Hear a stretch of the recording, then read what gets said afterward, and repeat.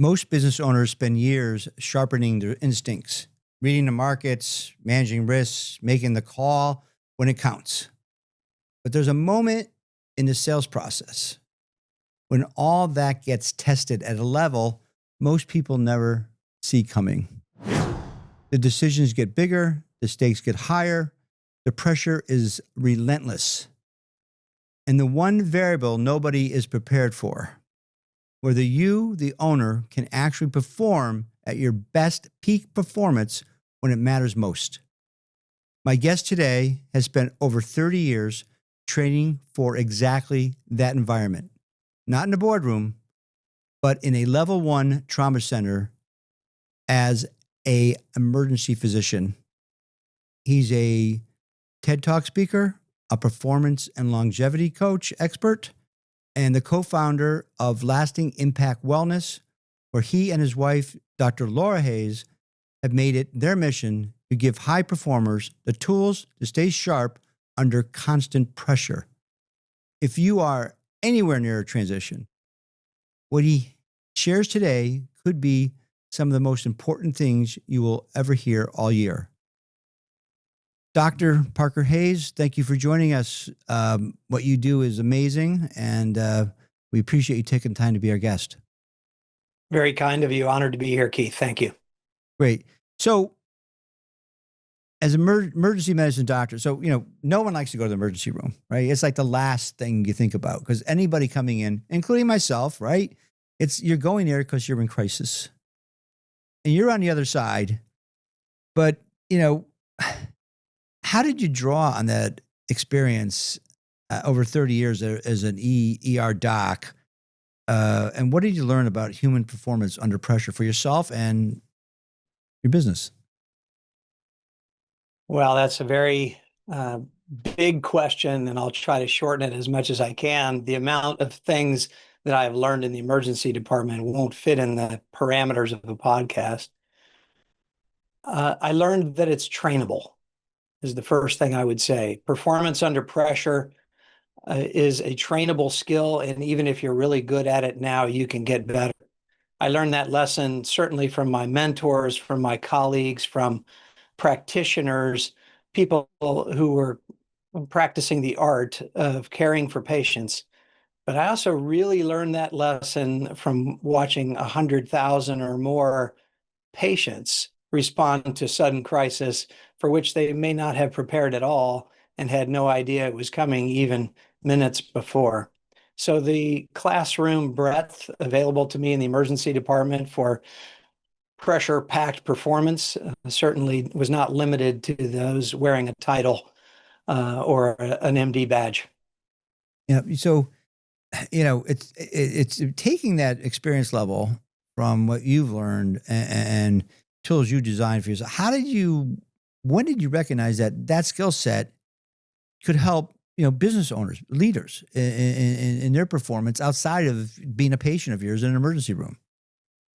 I think it was an evolution first in making that realization to train as a physician leader, to train to lead one's team in the moment in the emergency department, then one's overall department and function and mission, lead within a hospital, lead within a major training program to recruit, train, and mentor those who would go do the job elsewhere, and then to see yourself in the house of medicine. Extending beyond that, though, seemed natural after a while, that a lot of the skills that I had learned both by victory and defeat were translatable to other industries. And as I imagine that we're going to talk about, one's values and the science it takes to perform over the long haul really are translatable across industries, because our nervous systems don't necessarily know the difference between the emergency room and the boardroom. So the skills probably were first honed within the house of medicine, but immediately it became apparent or early on that those could be translatable elsewhere. So you started Lasting Impact Wellness, and you talk a lot about professional durability. That's right up there on the top of your website. It's like the foundation of what you do. Can you take a deeper dive, explain to our audience, what that encompasses as a backbone of your business? So professional durability essentially is performing at a high level in a durable way for the long haul, without a decay in performance, but also without abandonment of who one is on the inside and having something left when that particular mission is over. But boiled down to more simple ingredients, it's the values and science put together consistently that allow one to perform in the moment, but also perform with scientific tools attached consistently the next day, the next quarter, the next decades. Yeah. So, for us, like, business, they're ready to sell, right? But no one really thinks about, and we talked about this before, is like, your readiness as a person, up here, so to speak, versus like, every business owners live in a silo. They've kind of controlled a narrative their whole lives. And now they're in unfamiliar territory, right? They're not sure what's wrong with them or what's something eating at the back of their mind, like going into an emergency room, like, I know I got a problem, but you got to fix it. And, so now all of a sudden they get this unknown coming at them. So as you break it down, like, the high pressure decision making, these are the three pillars, your personal values. What am I doing? Why am I doing this? I mean, all this comes up, and then the tools to kind of manage that. Maybe talk a little bit about how you guys go about that. Speak to it to audiences or directly to your clients. Sure. So the three pillars that you mentioned, first of all, the tenets and structure of high pressure decision making.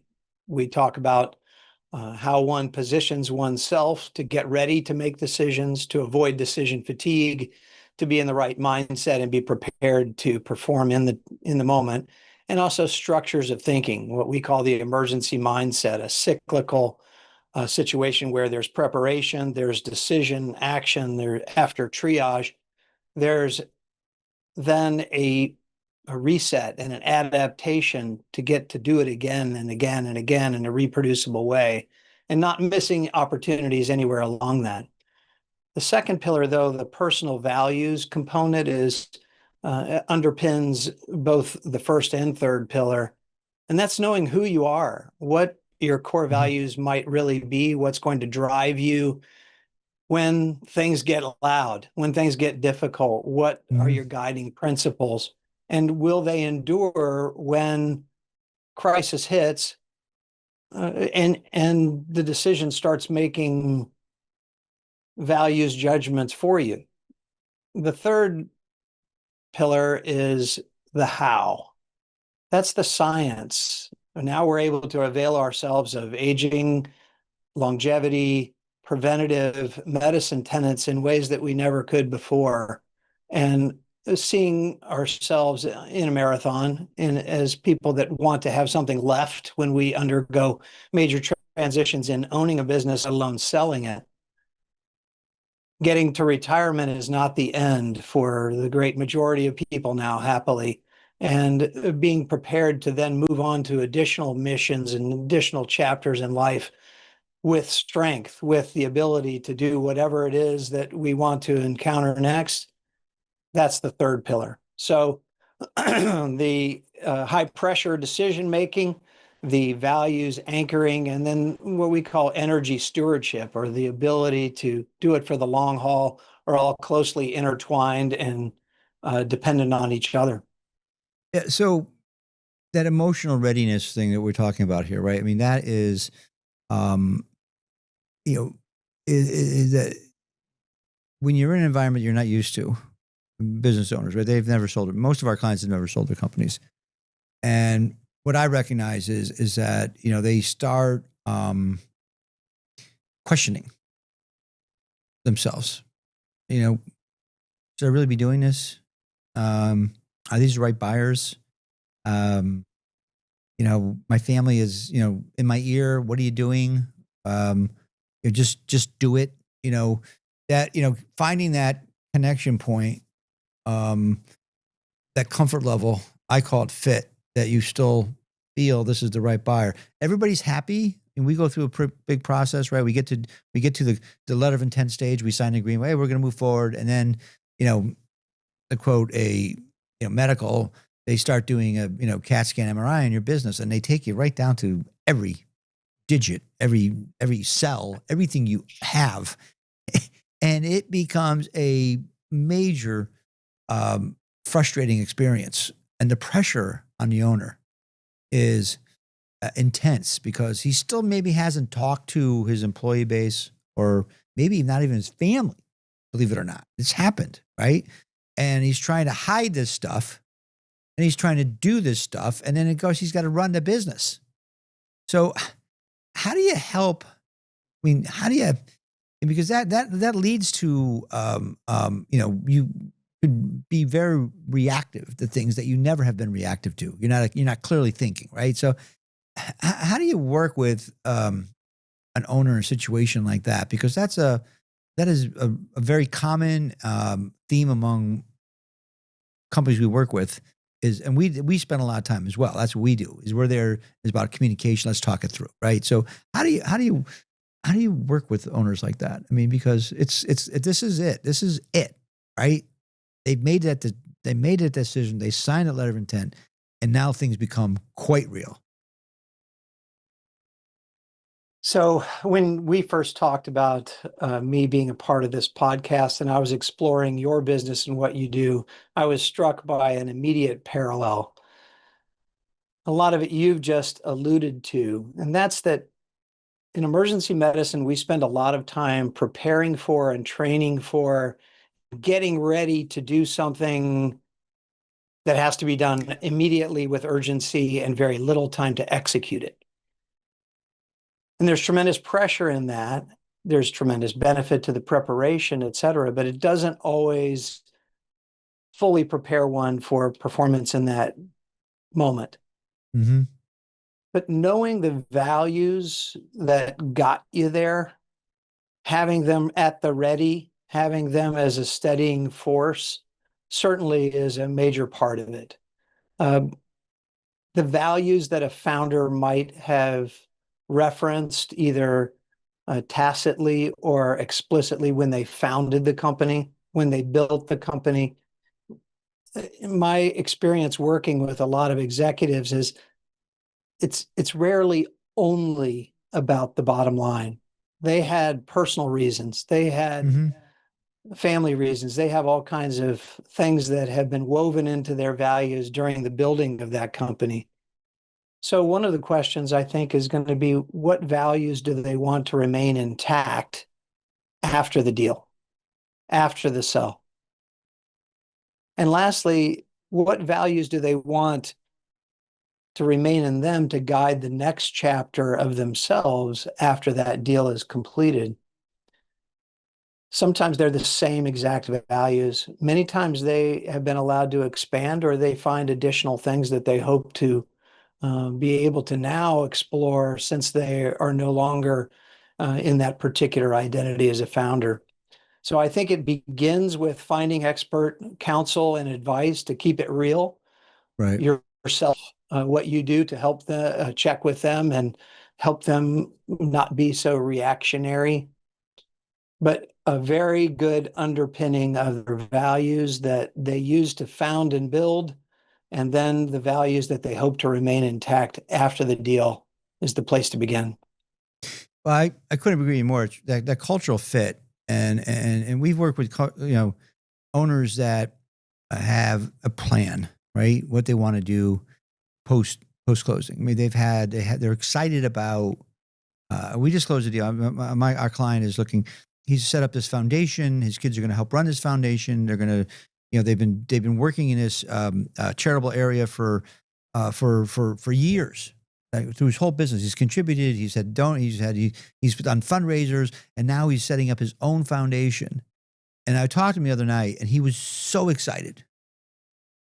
He was so. I got to work another year, but my kids are on board. They're going to start. He was like a kid in a candy store. He was so excited. He had thought about all the things you're talking about, the why after I'm doing this and what I'm going to look like. And on the other hand, I have other clients that really haven't thought it through, but they knew they had to do a deal. and you talk to them a year later, how you doing? I don't know. It's going okay. Just kind of like melancholy response because they really haven't thought through that after the sale thing. So I think that what you're talking about here is like really know who you are and what you want, and you want to transition. I mean, it is about fit. It is about culture. I mean, it is about the right buyer coming in that you feel is the right buyer, that you feel good about, because they're going to carry on your legacy.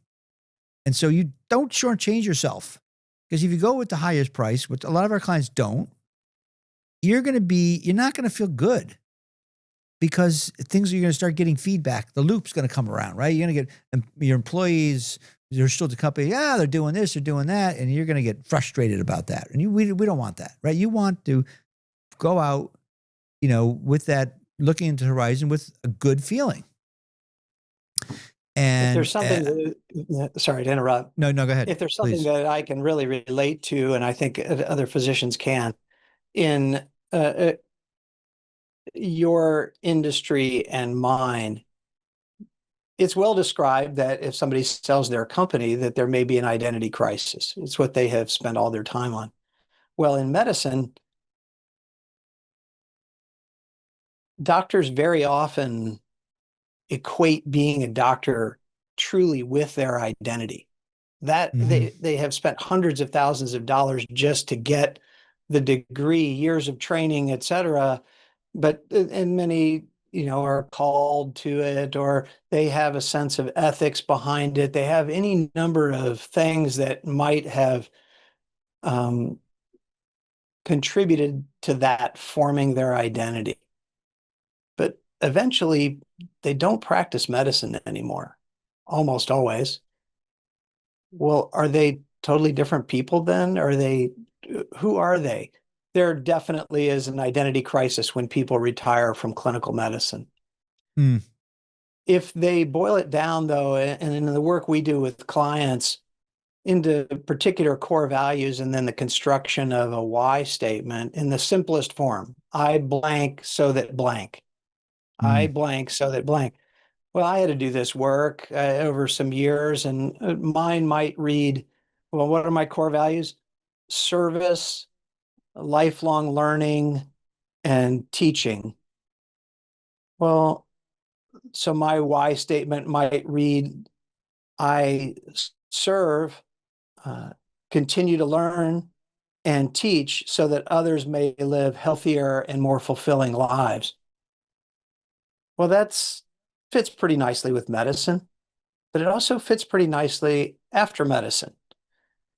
Doing the work to find a values and a why statement that can transcend particular titular identity, founder, business owner, doctor, whatever, it makes you much more durable. You're able to translate those values into ways that you can use regardless of how your professional circumstances may change.